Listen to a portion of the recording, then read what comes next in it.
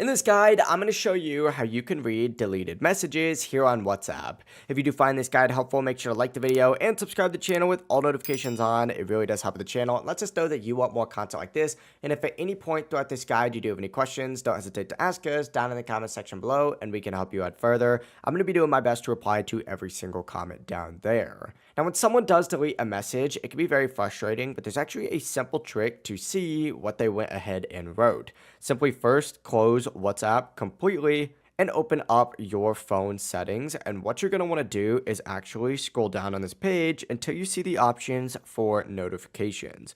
Open up notifications and scroll down, and you're going to see an option for notification history if you're on an Android device. Now keep in mind, this is only going to work on an Android device. This is not going to work on an iPhone. Unfortunately, iPhone does not have a notification history setting within their specific settings, but on there you'll see a full log of your recent notifications, including deleted WhatsApp messages. And once again, this is only going to work on an Android device. But yeah, it really is as simple as that. If you guys do have any questions, don't hesitate to ask us down in the comment section below. And before you do leave this video, make sure to like the video and subscribe to the channel. It really does help us out and lets us know that you want more content like this. If you do want an iPhone tutorial, I'm going to be working on one of those real soon, so stay tuned for that. But I'll see y'all real soon.